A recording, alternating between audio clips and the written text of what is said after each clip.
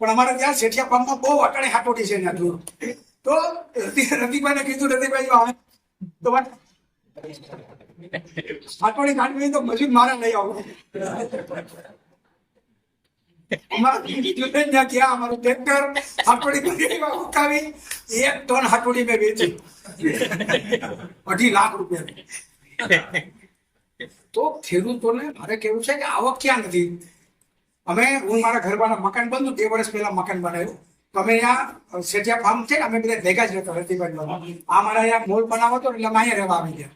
એ સમય છે ને, વાંધો નથી ને. અહીંયા પીલુડીનું ઝાડ ખબર છે કે અહીંયા અમારે ઝાડું કે ખારું ઝાડું, મીઠું ઝાડું.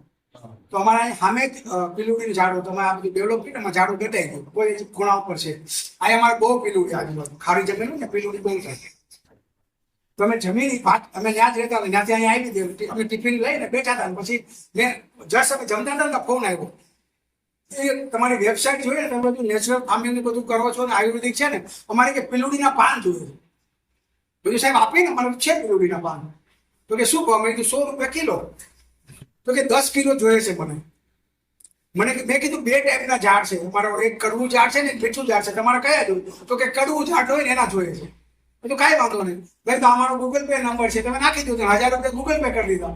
મેં રમાન કીધું હમણાં મજૂર આવે ને તો આપણે પેલું 10 કિલો જોઈએ છે, ઉતારીને ધોઈને આપણે મૂકી દે. હું તો હોઈ ગયો હતો, એ તો દાંતને લઈને દઈ 10 કિલો વાઢી આવી મારા ઘર. એટલે હું ઉઠ્યો તો કે જો હું વાઢી આવી ધોઈને નાખી દઉં, હુકાઈ જાય, ક્યાં મૂકવાની મૂકી આવી.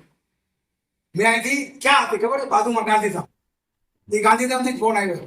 ગાંધીધામની આજુબાજુ પીલુડી છે. પેલા ખબર તો પડી કે પીલુડી કેને કહેવાય. આ તો ચારું જ ખારું ચારું મીઠું ચારું. આપણને નોલેજ હોવું જોઈએ કે મારા આજુબાજુ શેઠે પાડે હું એવું શું મારી પાસે ઝાડ છે, એની વેલ્યુ શું છે તમને ખબર છે? આપણા કપાસના મૂળિયા અને એરંડાના મૂળિયાનો શું વેલ્યુ આવે? શું આવે? મૂળના શું કરી આવે? 20 રૂપિયા કિલો છે. એરંડાના મૂળિયા અને કપાસના મૂળિયા 20 રૂપિયા કિલો વેચે. આયુર્વેદિકમાં એનું બહુ મહત્વ છે. આપણને ખબર નથી એટલે આપણે શેઠે નાખી દઈએ છીએ, હરગાવી દઈએ છીએ. એ આપણે આ કપાસ અને એરંડા નથી હરગાવતા, આપણું ભાગ્ય હરગાવી નાખીએ છીએ. કારણ કે આપણને સમજ નથી. આપણને એવું લાગે છે કે અનાજ ઉત્પાદન કરી નાખો, એરડા ઉત્પાદન કરી નાખો, કપાસ ઉત્પાદન કરી નાખો, માર્કેટમાં આપી દો, હાઈસ મારો કપાસ વેચાઈ ગયો. આ વખતે તો 150 રૂપિયા આવ્યા પહેલી વખત. એમાંથી 50-60% એગ્રોમાં જાય, થોડાક ઉઘરાણીમાં જાય, વાહ કઈ વધે નહીં. અને જયારે બેંકમાં પૈસા ભરવાના હોય ને તો બાજુમાંથી ઉછીના લેવા જવા પડે કે ઉછળા પાસે દે ને થોડાક. થાય છે કે નથી? આપણે જો જાગૃત થશું, એફપીઓમાં જોડાશું, સંગઠિત થઈને કામ કરશું, પ્રોફેશનલી કામ કરશું ને, તો આ ધંધો ઉત્તમ એટલા માટે છે. મને સમજાઈ ગયું કે ખેતીવાડી ઉત્તમ શા માટે. આ ઉત્તમ છે કે નહીં? તમારા ખેતરમાં જે પણ ઉત્પાદન થાય ને, જે પણ ખડ જે પણ થાય ને, આ બધું પૈસા કમાઈ દે અને એસેન્શિયલ છે. મારે અહીંયા રાજ્યપાલ સાહેબ સાથે ડાયરેક્ટ ફોન કરવાની સંબંધ છે. રાજ્યપાલ સાહેબનો ડાયરેક્ટ મારા મોબાઈલ ઉપર ફોન આવતો. શા માટે ખબર છે? આ હિતેશભાઈ મુંબઈથી આવ્યા એન્જિનિયર છે એટલા માટે નહીં. હિતેશભાઈ પ્રાકૃતિક ખેતી કરે છે અને ખેડૂતોને ટ્રેનિંગ આપે છે એટલા માટે. તો એનો મતલબ એ થઈ ગયો હું ખેડૂત છું ને તો મારી વેલ્યુ છે. અહીંના કલેક્ટર સાહેબ મને પર્સનલી ઓળખે. મારે કામ હોય તો ફોન ઉપર વાત કરું. કલેક્ટર સાહેબ અમારી ઘરે આવીને જમવા આવે. શા માટે ખબર છે? એને ખબર છે કે અહીંયા ઘી, દૂધ, ગોળ, રોટલા, બાજરાનો ઓળો ચોખ્ખો મજા આવશે ખાવાની. એ અમારી વાડીએ સ્પેશિયલ પ્રોગ્રામમાં આવે. અહીંના ડેપ્યુટી કલેક્ટર એટલે પ્રાંત અધિકારી કહેવાય, એના ઘરનું બધું રાશન અમારી ઘરેથી જાય છે. અમારા અહીંયા ધારાસભ્ય છે વિરેન્દ્રસિંહ જાડેજા.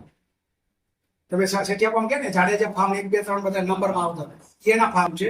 800 એકર જમીન છે. એના ઘરનું રાશન અમારે નથી જાય છે. હવે એની 800 વીઘા જમીન હોય, 800 એકર, તો આપણે નથી કેમ જમવાનું લઈ ગયું? શા માટે ખબર છે? કારણ કે પ્રાકૃતિક ખેતી છે. આ એસેન્શિયલ વસ્તુ છે. લાખો રૂપિયા દેતા પણ હીરા મળશે, ઘઉં મળશે, ચોખા મળશે, દાળ મળશે, દૂધ મળશે, ઘી મળશે? નહીં મળે. અમારા એના ડીવાયએસપી છે, બાજુના છે ધોરાજીના. એના ઘરનું બધું જ રાશન, એનો તેલ બધું અમારે નથી જાય. તો આ લોકો સાથે મારી ઓળખાણ કેવી હોય? લોકોને આજુબાજુ એવું લાગે હિતેશભાઈ શું કરે ગાડીઓ આટલી બધી આવે, લાલ બત્તી વાળી ગાડી આવે, પોલીસની ગાડીઓ પડી હોય, સાહેબ 2-2 કલાક અહીંયા ઉભા રહીએ, કલેક્ટર સાહેબ આવે તો 2-4 ગાડી પડી હોય, આ છે કોણ? અરે હું સામાન્ય